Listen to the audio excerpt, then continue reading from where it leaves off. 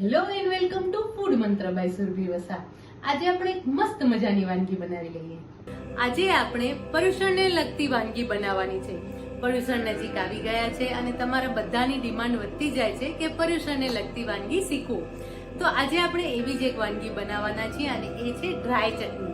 આ ચટણી તમે બનાવીને સ્ટોર કરી શકો છો. આ ચટણી ખાખરા સાથે, ભાખરી, થેપલા, પરાઠા બધા સાથે બહુ જ સરસ લાગે છે અને લાંબો ટાઈમ સુધી ટકી પણ શકે છે.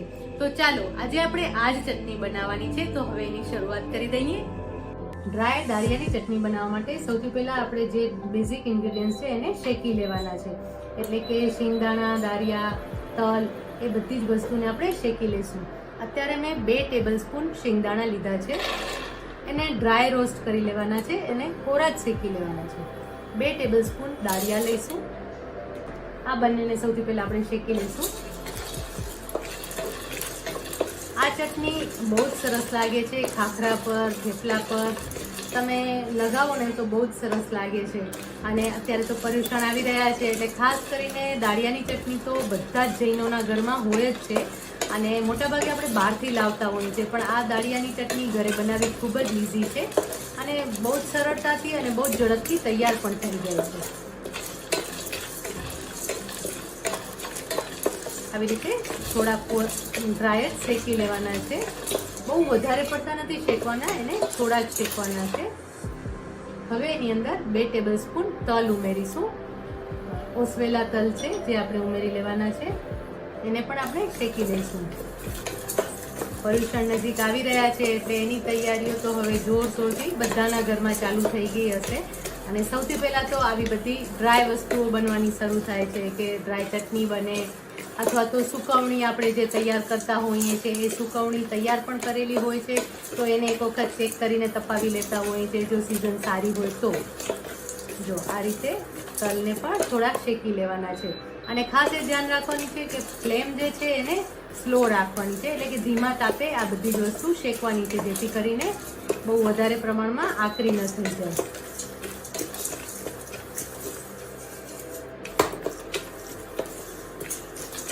સરસ રીતે શેકી લેવાના છે. હવે એની અંદર 2 ટેબલ સ્પૂન સૂકું કોપરું ઉમેરીશું.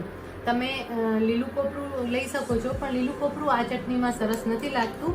અને બીજું કારણ છે કે જો લીલું કોપરું લેશો ને તો ચટણી છે એ ભીની થઈ જશે અને એ લાંબો ટાઈમ સુધી ટકી નહીં શકે. એટલે જેને આપણે સિલોની કોપરું કહીએ અથવા તો ડ્રાય કોપરું કહીએ એ ઉમેરી લઈશું. 2 ટેબલ સ્પૂન લેવાનું છે. જો તલ ફૂટવા લાગ્યા છે અને જે શિંગદાણા, દાળિયા છે એ બધું સરસ શેકાવા લાગ્યું છે. હવે ફ્લેમ ઓફ કરી દેવાની છે કોપરું ઉમેર્યા પછી અને ફરીથી 1 મિનિટ માટે આવી રીતે શેકી લઈશું. 1 મિનિટ માટે હલાવતા રહીશું જેથી બધું જ સરસ રીતે શેકાઈ જાય. કોપરાની પણ સરસ સુગંધ આવી રહી છે. અને હા, કોપરું લેતી વખતે ખાસ એ ધ્યાન રાખવાનું છે કે જે ફ્રેશ આપણે બજારમાંથી ફ્રેશ લઈ આવીએ ને એ જ લેવાનું છે. એટલે કે જે સિલોનું કોપરું જે તાજું મળે છે એ જ લેવાનું છે. એનું કારણ છે કે જો લાંબા ટાઈમ આપણા ઘરમાં પડ્યું રહ્યું હશે ને તો એ ખોરું થઈ જશે, એનો સ્વાદ બગડી જશે. હવે આ મિશ્રણને આપણે અધકચરા ક્રશ કરી લેવાનું છે. આ જે મિશ્રણ તૈયાર થયું એને મિક્સી જારમાં લઈ અને અધકચરું ક્રશ કરી લઈશું આપણે. જો શિંગદાણા, દાળિયાનું જે મિશ્રણ હતું મેં આ રીતે શેકી લીધું છે. તમને દેખાય છે ને કે એ અધકચરું મેં શેક્યું છે. એટલે જે બહારથી તમે જે ચટણી લાવો છો એવો જ એનો ટેક્સચર આવશે. એકદમ વધારે સરસ નથી પીસવાનું, ફાઇન નથી પાવડર કરવાનું. આ રીતે મેં પીસી લીધું છે. હવે એનો વઘાર કરી લઈશું. વઘાર કરવા માટે સૌથી પહેલા આપણે તેલ લેવાનું છે. અત્યારે આપણે તેલ 1 ટેબલ સ્પૂન જેટલું તેલ લઈશું. 1 ટેબલ સ્પૂન આ જે ચટણી છે એ ડ્રાય તો હોય જ છે પણ એની સાથે સાથે થોડી ભીનાશ પણ એની અંદર હોય છે જે તેલની હોય છે. તેલના કારણે જે મસાલો છે એકદમ સરસ રીતે બાઇન્ડ થઈ જશે. તેલ ગરમ થાય એટલે એની અંદર આપણે જે શેકેલો મસાલો છે એ ઉમેરવાનો છે. શેકી અને ક્રશ કર્યો તો જે દાળિયા, શિંગદાણા એ ઉમેરી લેવાનું છે. આ ચટણીને તમે લાંબો ટાઈમ સુધી રાખી શકો છો. લગભગ 6 મહિના સુધી આ ચટણી તમારી એકદમ સરસ રહેશે અને એને ફ્રીઝમાં રાખવાની પણ જરૂર નથી. એ બહાર જ લાંબો ટાઈમ સુધી ટકી શકે છે. અને આ ચટણી તમે કોઈ પણ ખાખરા, થેપલા એની સાથે તો સરસ લાગે જ છે. એની સાથે સાથે બ્રેડ સાથે પણ બહુ જ સરસ લાગે છે. 1 ટીસ્પૂન હિંગ લઈશું અને 1 ટીસ્પૂન હળદર લઈશું. હિંગ અને હળદર ઉમેર્યા પછી જે મિશ્રણ આપણે તૈયાર કર્યું હતું એ ઉમેરી લઈશું. એને ફરીથી 1 મિનિટ માટે શેકી લઈશું. આ પ્રોસેસ કરતા હોઈએ ત્યારે ફ્લેમ જે છે એકદમ સ્લો રાખવાની છે, જેથી કરીને જે મસાલા છે કે શેકેલું મિશ્રણ છે એ બળી ન જાય. જો બળી જશે તો એનો કલર પણ બદલી જશે અને એનો સ્વાદ પણ બદલી જશે.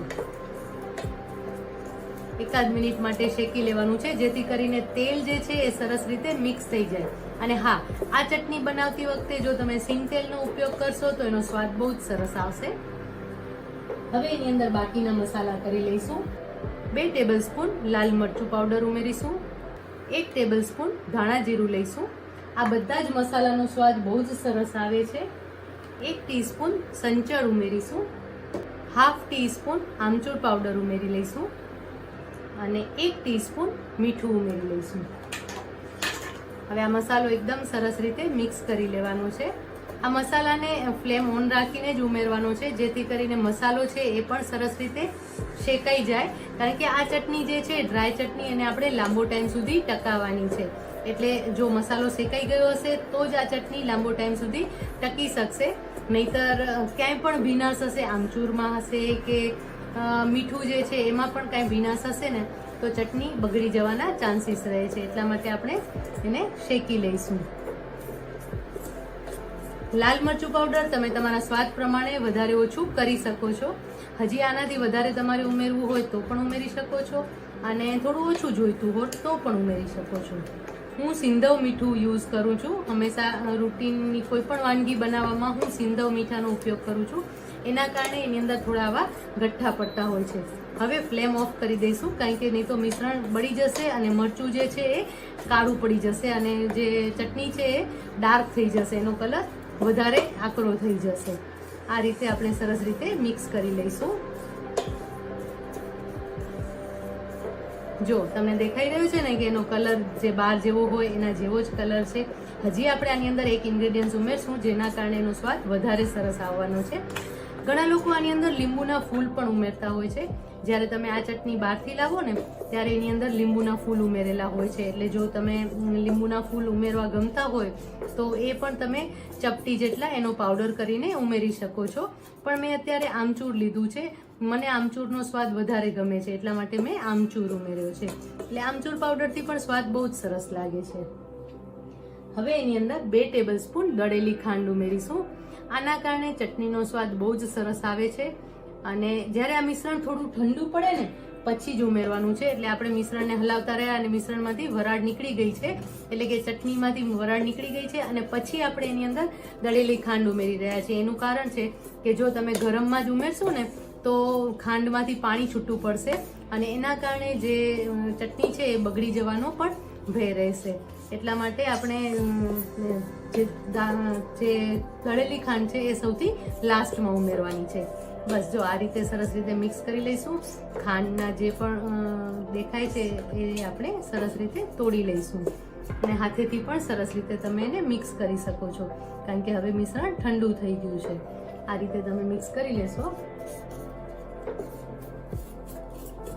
પછી આ ચટણી એકદમ કોરી પડી જાય, એકદમ ઠંડી થઈ જાય ને પછી એને તમે એક સરસ જારમાં ભરી લેજો.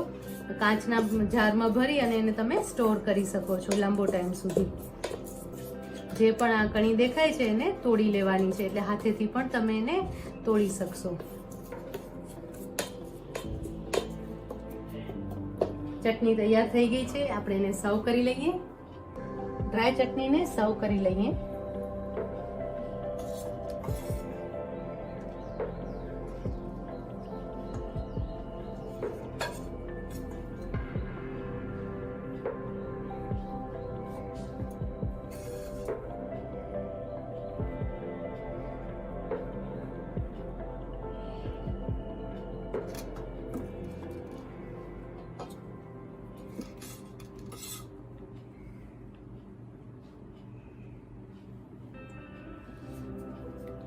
એકદમ મસ્ત ડ્રાય ચટણી તૈયાર થઈ ગઈ છે. એકદમ ટેસ્ટી છે. તમે ઘરે એકવાર ચોક્કસથી બનાવજો અને આ ચટણી તમે સ્ટોર કરીને રાખશો એટલે ખાખરા, થેપલા, ભાખરી સાથે બહુ જ સરસ લાગે છે. આ ચટણી ઘણી બધી વાનગીઓમાં તમને ખાવામાં મજા આવે છે, કારણ કે સાથે શાક, દહીં કાંઈની પણ જરૂર નથી પડતી, બસ આ ચટણી અને એની સાથે ખાખરા થેપલા હોય તો મજા પડી જાય છે. તો જૈનોની ફેવરિટ એવી દાળિયાની ચટણી તૈયાર છે. ચોક્કસથી બનાવજો. આવી નવી વાનગીઓ સાથે, નવી વાતો સાથે ફરી મળતા રહીશું. ત્યાં સુધી બાય બાય.